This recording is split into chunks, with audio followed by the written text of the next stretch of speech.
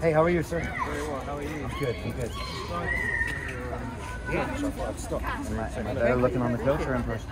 No, you're more handsome. Oh, come on. What was your name again? Theo. Theo, nice to meet you, man. I'm a teacher in a local school, secondary school. Okay. I don't really know about much of your politics. I just thought I'd ask some questions if that's okay. Totally cool, man. Thanks for coming out. No worries. To be fair, I saw you on YouTube on an advert. Oh, you did? Oh, Yeah, never. yeah. Okay, all right, cool. So it's working. That's good. That's good. We've had a channel for 10 years on YouTube as well, where I interview all sorts of different kinds of people. You know, activists, business leaders, boxers, stuff like that. So, and then about 6 months ago, I looked at who was going to run for mayor, and I was like, sure, we got better choices than this. I decided to run. Never run before. I don't like politics. I don't like politicians. What's your background? Is it business or? Yeah, so I've run my own YouTube channel as an entrepreneur for 10 years. Before that, I worked 10 years in the city of London in finance. Before that, I was in America. Okay, cool. So I've been here for 21 years. I'm a citizen. And look, policy-wise, we got to get London back to work, man. What are we waiting for? We got to do it safely. Everybody's struggling without any business. So that's one. Two, knife crime on the streets, man. Someone's getting stabbed every 2 to 3 days. Where's the solution? I think the solution is two things. First, you got to put money into community centers, which I think comes from corporations because it goes right there. The second is more police on the streets, and I know how to pay for that. And then it's about transport and it's about housing. I got plans there as well. So you see, I have a theory that austerity is the main. There's many issues, but is the main cause of what we see today. You know, gang violence and knife crime. A lot of people feel that way. You know, you got to provide food for your family. You got to put food on the table. If you're a working class family, you're at home. Sorry, you're at work, working maybe 10, 11, 12 hours a day, and therefore maybe can't have the supervision of your kids. So it's big. It's bigger than you, and I get that. But my thing is, there's all this chat about, you know, actually it might be an issue with schools, it might be an issue with parents. But how do we clamp down on these things? How do we? And I'm just interested to see some of your thoughts on that. It's a good question. You're not the first to observe that, like back in 08 when they cut everything, they took all the officers off the street, they took a lot of the funding away, and I agree. I think we're still in this kind of hangover from that process. And I mean, look, when you see, the knife crime for me is simple. When you see teenagers stabbing other teenagers, it's not their fault, it's our fault. And it's something systemic in there because they don't have the opportunities. You work in a secondary school. The kids leave at 3:30. Mom gets home at 8:30. So what are they doing for those 5 hours? Exactly. And what do they see with the gangs? They see opportunity, big money. Now, in the long run, it's a fool's game because in the long run, it doesn't pay off. But in the short run, it looks good and they got no other options.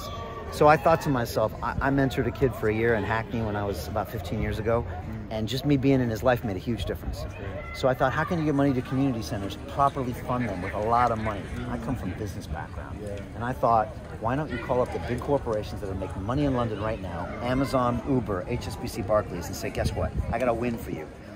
I need 10 million pounds. You're going to help the community do business in. We're going to put it right in the community center. The mayor doesn't touch it. And we put the money right through. There's a guy named Jamal Edwards, has a company called SBTV, Grime Channel. Jamal's been on my show, London Real, and he's working with me on this. He already raised 100,000 pounds from Google, 100,000 pounds from the Wellcome Trust to fund 4 community centers in Acton, where he grew up. That's where he learned how to do video and music, and they were closed down. So I called up Jamal. I said, Jamal, can we do this, but like 1,000 times bigger? And he said, okay, but we need the structure and everything. So that's one thing, we can get the money straight from corporates. Now, the young lady didn't like that idea because she was like, well, the corporates are going to invade. But I'm like, where else are you going to get the money? You either tax the citizens, which no one wants. We're taxed up to our eyeballs. You tax up your eyeballs. Look at the congestion charge is the worst tax because it hurts lower income people the worst. So again, I look at everything through a business lens, which means no more excuses. In business, you can't get excuses or you go out of business, right? No more bailouts. So TfL actually can be run at a profit. It's a major transport infrastructure that puts massive amounts of business in London, right? Look at all the high rises at Canary Wharf. How do they get there? Jubilee Line extension.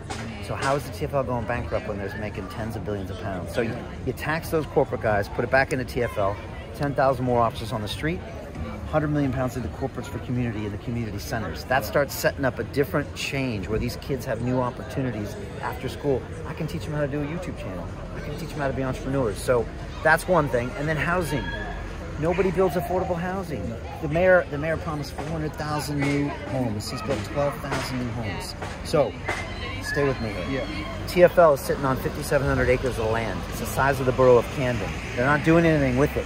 We can build homes right on that land right now. It's called modular homes. You actually design them in a computer, They get manufactured in a plant. They bring it out and they construct them on site. They're beautiful homes. You can customize them, and you can buy one for under 100,000 pounds. I got a site on Hackney Wick where we just put the houses there and a picture, and I got an architect in London who's given this free time to build these homes. So you give people affordable homes, less crime on the street, and you rebuild this economy proactively. Yeah. I want to do a big event in August called the Great Celebration, 31 days, street festivals, music fairs, 20 million people in this city. Everybody starts making money. So again, it's a bunch of issues you're talking about. Yeah, but if you give them the housing, we make the streets safer, you give it an economic pulse, and you retrain these kids and give them opportunities, I think you break that cycle you're talking about.